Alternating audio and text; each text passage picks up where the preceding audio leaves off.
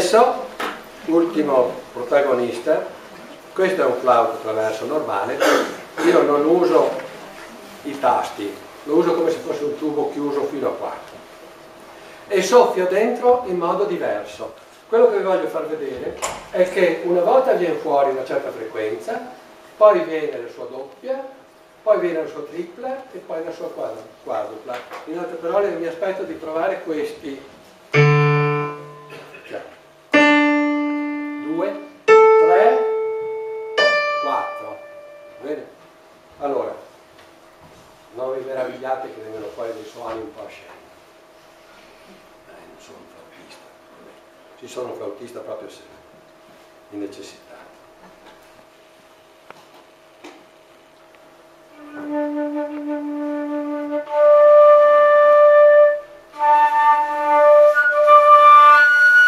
Ho un quinto è venuto fuori.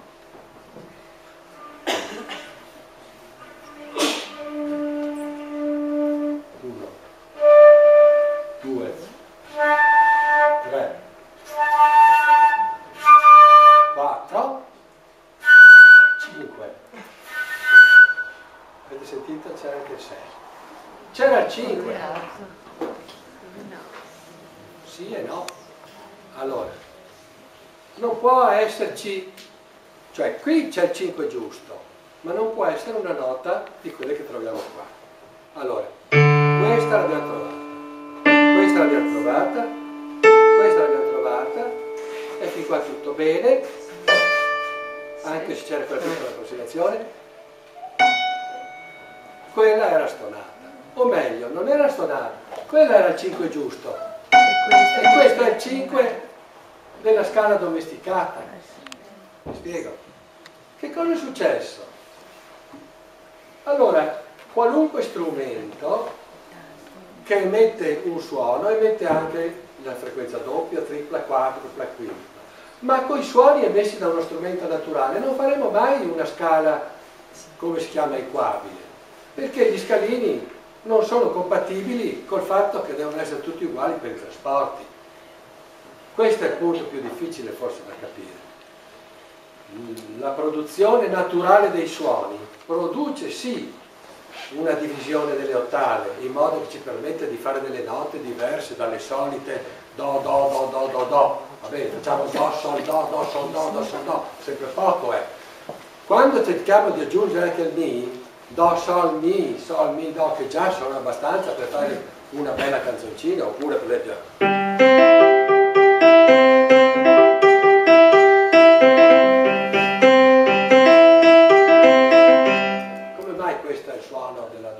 della sveglia, perché sono suoni naturali emessi da una tromba facendo quello che ho fatto io con flauto.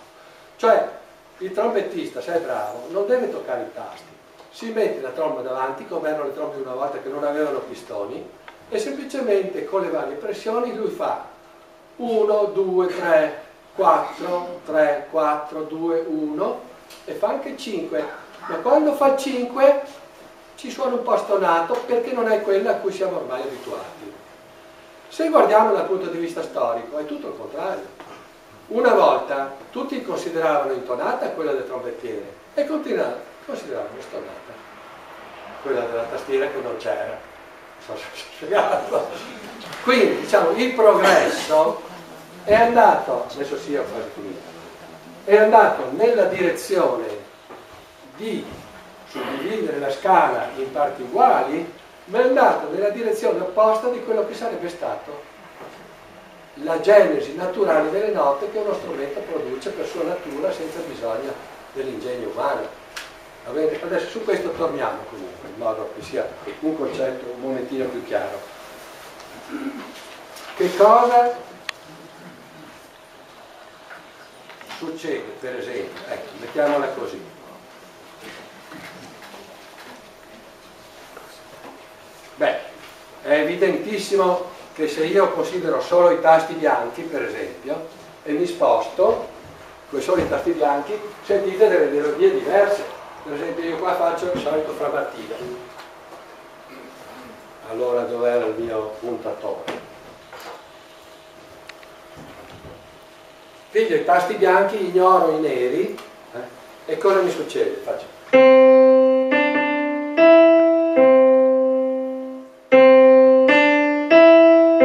bene? È abbastanza chiaro il simbolismo. Se io parto col Re, questo non è più framartino, sarà un'altra roba. Quasi, ma non framartino. Va bene? Adesso parto col Mi. Anche questo non è framartino. Parto invece col Fa. Questo è framartino. Come mai? Perché nella scala equabile questi sono passi, come si dice, di 2 semitoni, mentre questi sono passi di un semitono solo, e quindi non sono simili queste figure, e quindi non riconosciamo la stessa melodia. Allora, nella scala equabile però che cos'è che ci salva? Che oltre a queste righe grosse ci sono anche quelle intermedie che sono i tasti neri. Quindi i tasti neri sono stati messi in mezzo in modo da far diventare 12. Pensate quanto irrazionale è la soluzione vera, perché noi stiamo dividendo in 12 parti uguali nella nostra testa, nel nostro cervello, nell'organizzazione razionale, mentre qui stiamo dividendo questa tastiera in 7 parti uguali, senza guardare le nere, con questi accidenti che sono queste robe nere. È una vera contraddizione, da cui non riusciamo a liberarci, perché naturalmente avendo 5 secoli dietro le spalle non è facile liberarsi. È come cambiare lingua, anzi, adesso dicessimo, vabbè, d'ora in poi invece di parlare italiano parliamo un'altra lingua, tutto il mondo musicale. No, non succede. Quindi ce lo teniamo, ma è una situazione assurda. Se poi consideriamo le finezze di cui ho parlato prima, cioè il fatto che quel Re e quel Do non sono quelli giusti perché non sono domesticati, vi trovate in una situazione, vediamo se ho un grafico che posso rappresentare, se non ce l'ho non casca il mondo. Ecco, sì. Questo per esempio rappresenta la situazione del framartino. Allora, vedete, qui c'è un framartino in una certa tonalità, questa è l'ottava sopra, e questo è in una zona in cui invece di dividere in parti uguali questa roba qua, ho diviso come. Ecco, allora questo è l'ultimo argomento.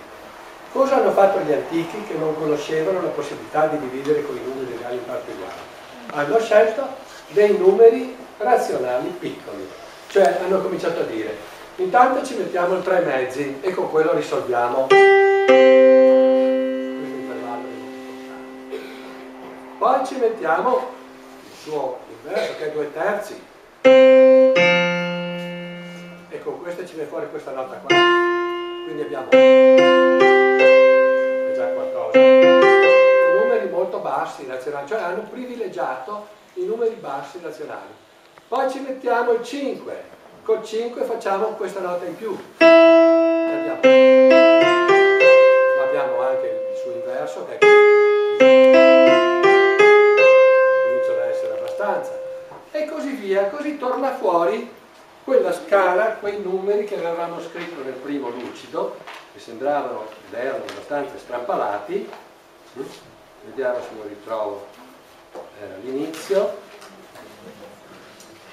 Ecco, questa è la scelta di Zarlino. Zarlino era un teorico della musica del Cinquecento, quindi vissuto generazione prima, diciamo 2 generazioni prima di Galileo. Il padre di Galileo era anche lui, Vincenzo Galileo, un teorico della musica. Questo Zarlino era a Chioggia, mentre Vincenzo Galileo era a Firenze, erano colleghi, anche avevano rapporti.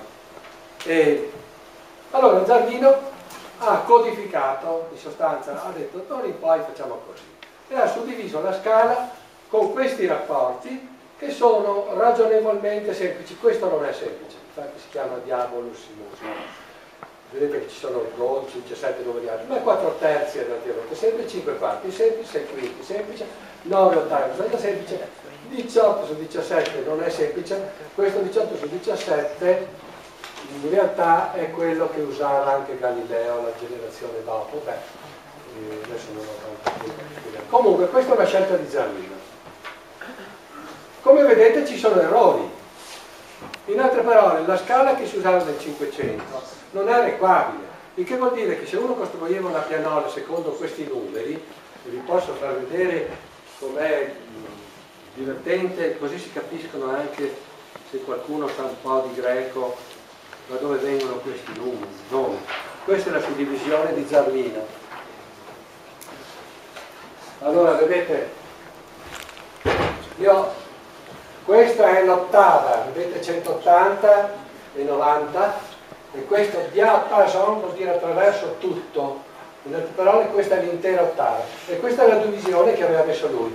Voi vedete questi numeri 96, 108, 120, 135, 44, 160, che sono gli inversi di quelli che io vi ho fatto vedere, ma in sostanza, siccome sono numeri interi, queste producono delle frequenze che sono razionali. Nel momento in cui sono razionali noi sappiamo che non sono equabili, e se non sono equabili questi intervalli che usava Zarlino non sono quelli che usiamo noi oggi. Quindi tutta la musica del 500 veniva suonata e cantata con intervalli diversi. Naturalmente le ottave erano esattamente le nostre, le quinte, e cioè quelle particolari che ci piacciono, quelle su per i monti, erano praticamente le nostre, e le terze erano abbastanza diverse. Era quella che sentivamo con la stonatura del flauto. Cosa invece aveva pensato Pitagora? O meglio, si attribuisce a Pitagora perché si chiama scala pitagorica. Si può fare in un altro modo, si decide che tra le frazioni che ci piacciono non c'è il 5, abbiamo soltanto il 3 e il 2. Allora, io comincio a fare una certa nota, mettiamo questo. Poi faccio il suo 3 mezzi, su per i monti. Bene. Poi faccio il 3 mezzi di questo. E ne ho 3. Questa però è andata fuori dell'ottava, allora la trasporto indietro di un fattore 2 e così mi viene fuori il Re. Adesso faccio il 3 mezzi del Re e trovo il La e ho Do, Re, La. Adesso faccio 3 mezzi del La e trovo il Mi. Il Mi è andato fuori, è andato al di là del 2, lo divido per metà, diventa il Mi. Adesso faccio i 3 mezzi del Mi, trovo il Si, il Si c'è dentro. Adesso faccio i 3 mezzi del Si, provo a fare sto indietro e così copro tutto.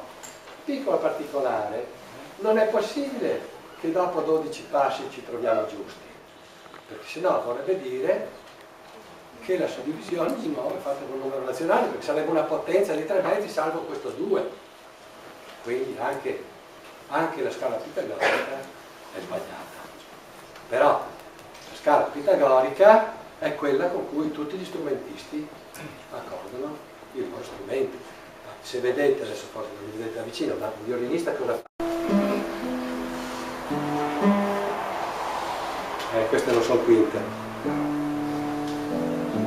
Avrei bisogno di un violino di un violoncello. Comunque cosa fa? Prende una nota, che di solito è il La, che gli dà l'oboe, e incomincia intanto a accordare all'unisono la sua seconda corda e prende il Mi. Dopodiché ha due possibilità, andare verso l'alto o verso il basso. Verso l'alto col 3 mezzi di Pitagora prende il Mi. Questa è la nota che fa la più sottile del violino, si chiama la prima corda.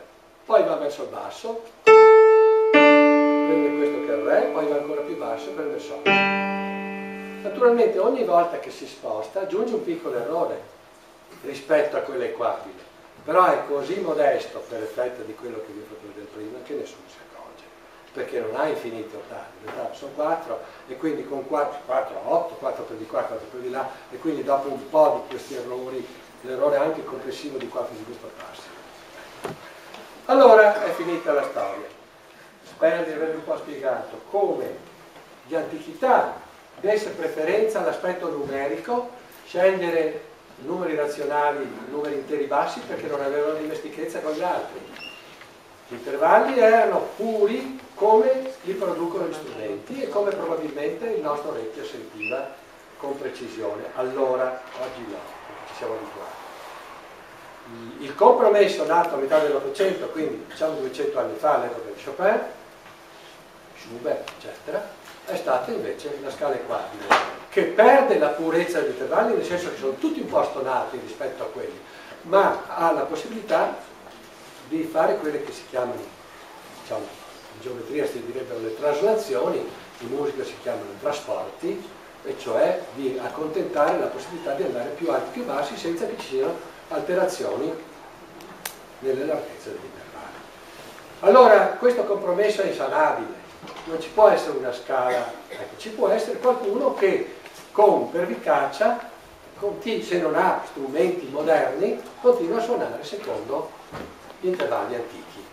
Allora questo, quando voi sentite, non so, gli olandesi di Amsterdam che suonano con strumenti antichi, eccetera, qualche volta suonano anche con gli intervalli antichi. È rarissimo riconoscere questa cosa. A me è successo una volta, qualche anno fa, sono andato a sentire un concerto a Padova, c'erano dei solisti veneti, tra l'altro stasera stiamo suonando con Gino Paoli, e suonavano con un coro di bambini di Vienna, si chiamava Wiener Knaben qualcosa. Dopo aver suonato insieme, quindi usato sicuramente la scala equabile, che è quella dei numeri complicati, hanno fatto un bis. Prima hanno fatto un bis con l'orchestra, poi hanno fatto un bis solo i bambini. Quando hanno fatto un bis i bambini, all'ultimo accordo, io ho detto, ma questo è stonato. Invece non era stonato, era semplicemente che i bambini al di sotto di 10 anni, non abituati a questa corruzione, diciamo, dovuta alla modernità degli strumenti equabili, andavano a beccare quella che si chiama la terza giusta, cioè quel rapporto 5 quarti, che era proprio 5 quarti, non circa 5 quarti come guarda. Quindi loro cantavano giusto, ero io che ho sbagliato, ma loro si sono messi a cantare così perché non c'era l'orchestra, perché se ci fosse stata l'orchestra subito si sarebbero adeguati. E questa è la situazione attuale. Cioè, se voi volete sentire gli intervalli delle scale giuste, quella di Giarlino, quella di Pitagora è quasi confondibile con quelle qua. Ma se volete sentire gli intervalli di Giarlino, dovete andare in posti, o appunto bambini che non hanno ancora avuto questo tipo di corruzione, oppure strane civiltà. Per esempio in Sardegna ci sono dei cori popolari che cantano soltanto per terze e quinte, e lì ogni tanto sentite intervalli. Ecco, questa è un po' la storia della scala musicale. Ho messo più tempo di quel che volevo. Se non vi fosse chiaro qualche cosa, adesso potete fare delle domande. Questo argomento occuperà sicuramente almeno 10 minuti o 5 della conferenza che in febbraio mi farà il collega francese, che si chiamerà La radice di mondo. Grazie.